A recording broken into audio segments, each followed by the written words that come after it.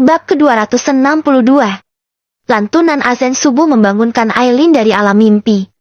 Ketika membuka mata, hal pertama yang menyambutnya adalah senyum menawan dari sang suami. "Aku baru mau membangunkan kamu," ucap lelaki itu. Aroma segar dan menenangkan menguat dari tubuhnya. Aileen mengusap wajah dengan kedua tangan demi mengurai kantuk, lalu bersandar di tempat tidur. Matanya mengikuti setiap gerakan suaminya yang begitu sempurna dalam balutan sarung dan baju koko. "Aku mau ke masjid sama anak-anak." "Iya, Mas." Alfian beranjak meninggalkan kamar, sementara Aileen menyibak selimut dan masuk ke kamar mandi untuk membersihkan diri. Biasanya ia akan menjalankan syalat berdua dengan Bian di musola kecil yang ada di rumah mereka. Seperti sekarang, tidak butuh kesulitan berarti untuk membangunkan anak perempuannya itu. Padahal biasanya Bian yang paling sulit dibangunkan di pagi hari. "Mama, kapan dede bayi keluar dari perut Mama?" tanya Bian sesaat setelah mereka menjalankan syalat. Jemari mungilnya mengusap perut sang mama yang semakin membesar. "Enggak lama lagi, sayang." Bian gak sabar mau gendong dede bayi. Ia mengangguk pelan. Matanya berbinar saat merasakan gerakan kecil dari permukaan perut sang mama. Wah, lucunya, dede bayinya gerak-gerak di perut mama. Dedeknya mau main sama kakak Bian. Aileen tertawa ketika Bian menciumi perut, seolah sedang mencium adiknya. "Kalau dede bayi lahir, Bian mau nabung yang banyak," ucapnya penuh semangat sembari melukis lingkaran di udara. "Kalau tabungannya udah banyak, uangnya buat apa?" "Buat beliin dede bayi susu sama mainan. Nanti Bian juga mau ikut papa kerja di kantor, biar Bian bisa jadi sekretarisnya papa." Alfian yang baru pulang dari masjid terkekeh mendengar ucapan polos putri satu-satunya di keluarga mereka. Ya, satu-satunya. Sebab menurut hasil USG si bungsu yang sedang dinanti kelahirannya itu berjenis kelamin laki-laki. Senoritanya papa memang pintar. Tapi, bisa bangkrut perusahaan papa kalau model sekretarisnya begini. Bian menoleh mendengar suara itu, kemudian langsung berlari menyambut sang papa. Sementara Boy dan Bray berjalan ke arah Aileen dan mencium tangannya. Memang sekretaris satu ini mau minta gaji berapa? Alfian memilih duduk di sisi Aileen dengan mendudukkan Bian di pangkuannya. "Secukupnya aja, Pak, cukup buat jajan es krim, tas, sepatu, sama susu buat dedek bayi," jawab Bian polos. Anak kecil itu tugasnya sekolah, bukan kerja. "Iya kan, Pak?" tanya Bray, menyela ucapan adik kembarnya. "Aku aja udah gede gak ikut papa kerja," tambah Boy, membenarkan ucapan Brian.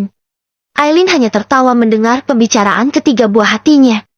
Bisa setiap hari seperti ini adalah sebuah kebahagiaan besar. Memiliki suami yang selalu menjaga dan melindungi mereka.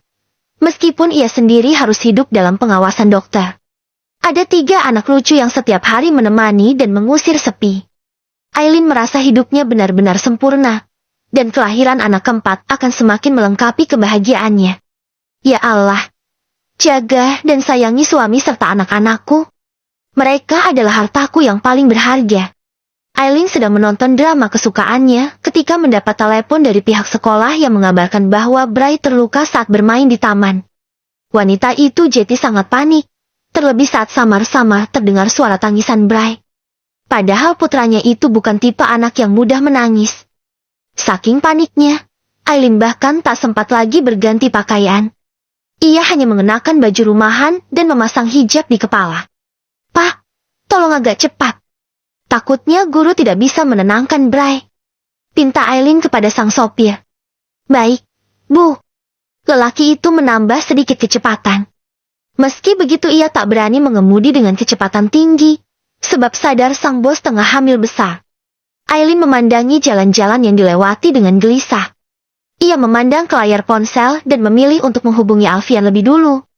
Namun, beberapa kali mencoba tak kunjung mendapat jawaban. Akhirnya ia memilih mengirimkan pesan. "Mas, aku dapat telepon dari pihak sekolah. Katanya Bray jatuh saat main di taman dan terluka." Setelah mengirimkan pesan, Aileen kembali bersandar. Berusaha untuk menenangkan diri dengan menarik napas dalam-dalam. "Macet, Bu," ujar sang sopir. "Enggak ada jalan lain?" "Ya, Pak. Di depan ada, sih," tapi agak jauh muternya. Aduh. Aileen membuang napas panjang. Melirik jalan di sisi kanan dan kiri yang dipadati oleh kendaraan.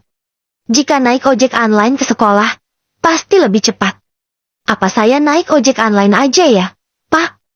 Jangan, Bu. Saya bisa dimarahin Bapak kalau Ibu naik ojek. Tolak lelaki berusia 40 tahun itu.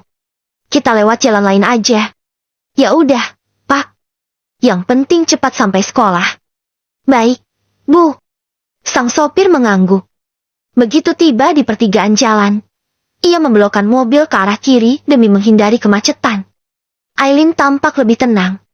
Kondisi jalan tidak begitu ramai, sehingga dapat mempercepat mereka tiba di sekolah. Awalnya semua berjalan baik-baik saja. Hingga melewati tikungan tajam, sebuah mobil hendak menyalip dengan kecepatan tinggi. Membuat sang sopir terpaksa membanting setir ke arah kiri hingga kehilangan keseimbangan dan menabrak trotoar jalan. Awas, Pak! Teriak Aileen, berusaha melindungi perut dengan kedua tangan. Mobil mewah itu pun harus menghantam pohon besar. Alfian berdiri di depan sebuah ruangan berpintu kaca dengan perasaan cemas. Sejak tiba di rumah sakit, ia tampak tak tenang. Di dalam sana Aileen sedang mendapat penanganan dari dokter. Keadaan ini seperti mampu melumpuhkan akal sehatnya. Sesekali ia melirik Joe yang baru saja berbicara dengan seseorang di telepon. Bray tidak apa-apa. Kata Gali hanya sobekan ringan di kening dan mendapat beberapa jahitan. Tapi, dia baik-baik saja. Ucap Joe. Kamu yakin dia tidak apa-apa? Tanya Alfian hendak memastikan. Joe kembali membuka ponsel. Sebuah video singkat baru saja dikirim Gali. Ia dan Riana sedang dalam perjalanan membawa pulang anak-anak. Alhamdulillah. Alfian sedikit bernapas lega ketika melihat Bray tampak baik-baik saja. Hanya keningnya yang terbalut perban. Pak Mul bagaimana? Ia kemudian teringat sang sopir yang sedang mendapat penanganan di ruangan lain. Ada patah tulang di kaki sebelah kiri. Jawab Joe. Katanya ada mobil yang tiba-tiba menyalip di tikungan dan dia terpaksa banting setir ke kiri. Kalau tidak, mereka pasti dihantam truk yang ada di depan dan resikonya lebih besar. Astagfirullah. Alfian mengusap wajah gusar. Ribuan doa yang ia langitkan. Berharap Aileen, putranya dan maupun sang sopir selamat. Ia benar-benar takut, terlebih setelah melihat kondisi mobil yang mengalami kerusakan parah. Suara tangisan melengking yang terdengar samar dari ruangan berhasil mengalihkan perhatian Alfian. Mata lelaki itu seketika berbalut cairan bening. Itu suara anak bungsunya yang baru saja terlahir. Tangisan yang begitu kuat menembus dinding kaca, menandai bahwa ia terlahir dalam keadaan sehat. Alhamdulillah ya Allah.